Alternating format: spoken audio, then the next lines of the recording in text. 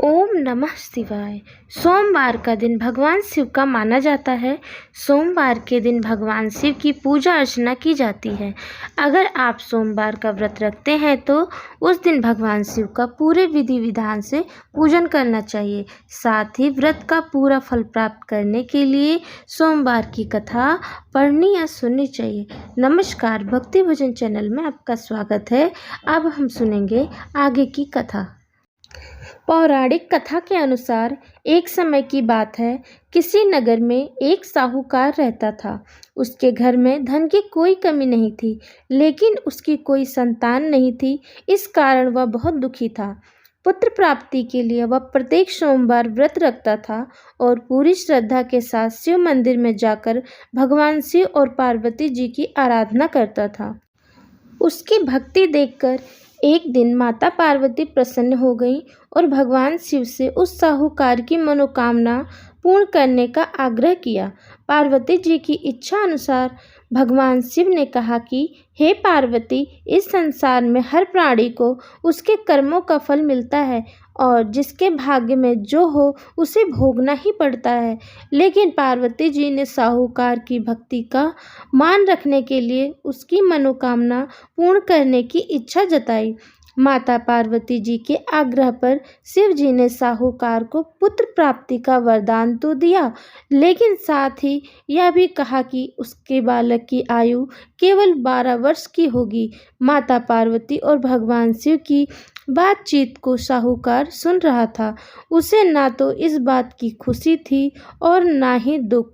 वह पहले की भांति शिव जी की पूजा करता रहा। कुछ समय के बाद साहूकार के घर एक पुत्र का जन्म हुआ। जब वह बालक 11 वर्ष का हुआ तो उसे पढ़ने के लिए काशी भेज दिया गया। साहूकार ने पुत्र के मामा को बुलाकर उसे बहुत सारा धन दिया और कहा कि तुम इस बालक को काशी विद्या प्राप्ति के लिए ले जाओ और मार्ग में यज्ञ कराना। जहाँ भी यज्ञ कराओ वहाँ ब्राह्मणों को भोजन कराते हुए और दान दक्षिणा देते हुए जाना। दोनों मामा भांजे इसी तरह यज्ञ कराते और ब्राह्मणों को दान दक्षिणा देते काशी की ओर चल पड़े। रात में एक नगर पड़ा जहाँ नगर के राजा की कन्या का विवाह था, लेकिन जिस राजकुमार से उसका विवाह होने वाला था वह एक आंख से काना था।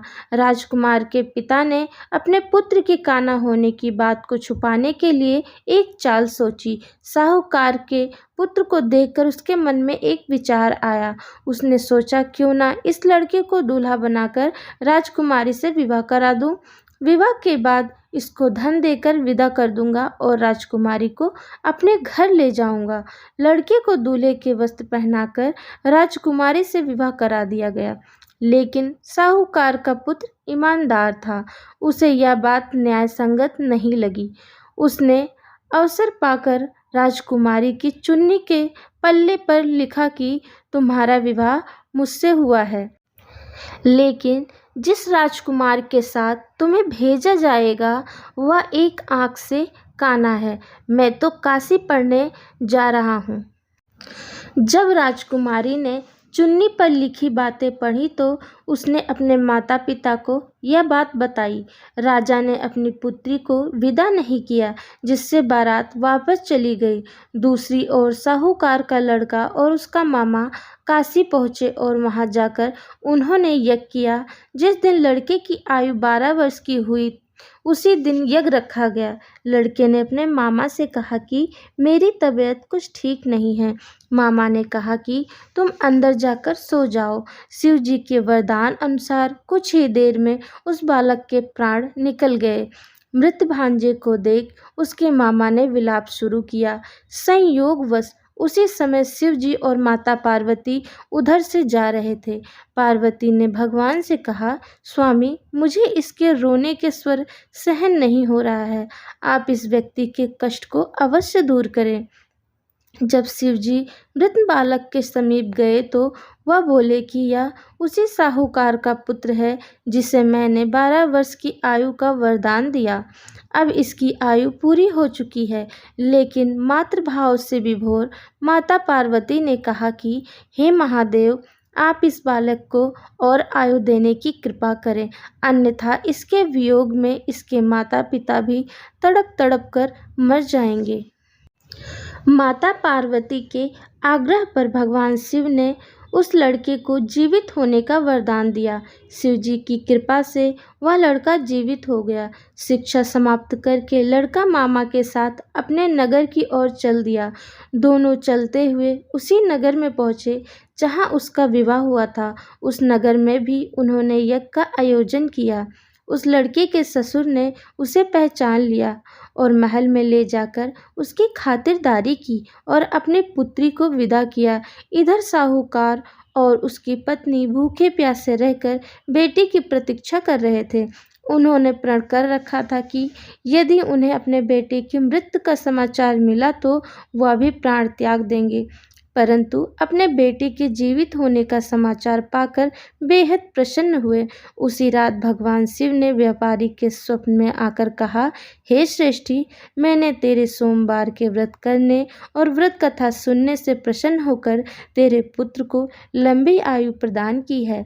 इसी प्रकार जो कोई सोमवार व्रत करता है या कथा सुनता है और पढ़ता है, उसके सभी दुख दूर हो जाते हैं और समस्त मनोकामनाएं पूर्ण होती हैं। बोलो देवादिदेव महादेव की जय, माता रानी की जय। शिव जी की आरती। ओम जय शिव ओमकारा, स्वामी जय शिव ओमकारा, ब्रह्मा विष्णु सदा शिव अर्धांगिनी धारा। ओम जय शिव ओमकारा, एकानन चतुरानन पंचानन राजे, हंसानन गरुड़ासन वृषवाहन साजे। ओम जय शिव ओमकारा, दो भुज चार चतुर्भुज 10 भुज ते सोहे, तीनों रूप निरखता त्रिभुवन मन मोहे। ओम जय शिव ओमकारा, अक्षमाला वनमाला रुंडमाला धारी, चंदन मृग मद सोहे, भाले शुभकारी। ओम जय शिव ओमकारा, श्वेतांबर पीतांबर बाघांबर अंगे, सनकादिक ब्रह्मादिक प्रेतादिक संगे। ओम जय शिव ओमकारा, कर के बीच कमंडल चक्र त्रिशूल धरता, जग करता जग हरता, जग पालन करता।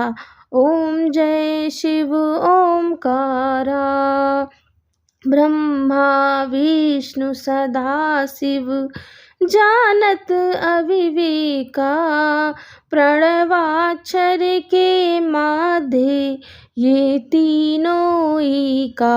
ओम जय शिव ओमकारा, त्रिगुण शिव जी की आरती जो कोई जन गावे, कहत शिवानंद स्वामी रटत हरि हर स्वामी, मन वांछित फल पावे।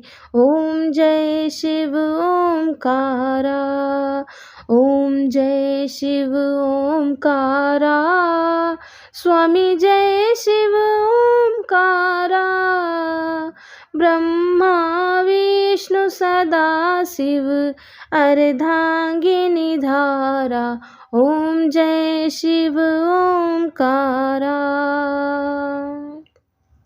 कर्पूर गौरम करुणावतारम, संसार सारम भुजगेन्द्रहारम, सदा वसंतं हृदयारविंदे, भवं भवानी सहितं नमामि।